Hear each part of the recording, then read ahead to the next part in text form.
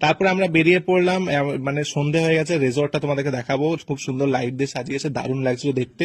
তোমরা অবশ্যই খোলা আকাশে এসো, এখানে বার্থডে পার্টি, অ্যানিভার্সারি, তোমাদের যে কোনো ওকেশনে তোমরা এখানে সেলিব্রেট করতেই পারো। আর এমনিতেও তোমরা এসে এখানে কোয়ালিটি টাইম স্পেন্ড করতেই পারো, খুব ভালো জায়গা, মানে ঘোরার জন্য খুব ভালো জায়গা। তোমরা তো ভাবছো কোথাও ঘুরতে যাবে, তো এখানে এসে তোমরা থাকতেই পারো, কিছু সময় কাটাতেই পারো, খুব ভালো লাগবে। তো আজকে খাওয়া দাওয়ার প্রতি মানে আমাদের ইন্টারেস্ট তো ছিলই, বাট খাওয়া দাওয়াতে একটা সমস্যা কি ছিল, আজকে হচ্ছে মঙ্গলবার, তো আমাদের খুব রেস্ট্রিকশন নিয়ে খেতে হতো। তো সেই জন্য এখানে অনেক ভেজ পকোড়া ছিল, মাশরুম পকোড়া ছিল, পনির পকোড়া ছিল, ভেজ আইটেম ছিল বলে আমরা কিন্তু ভেজ আইটেম নিলাম।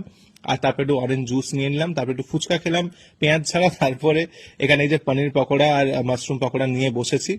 তো এই খাওয়া দাওয়া চলছিল। তারপরে আমরা ঘুরে ঘুরে আরো কিছু ভিডিও ভিডিও করে নিলাম। বিয়েটা আমরা দেখিনি ওখানে গিয়ে, কারণ এতটাই গরম লাগছিল না, ওই দিন প্রচুর গরম ছিল, সেই জন্য একটু নদীর ধারেই বসেছিলাম।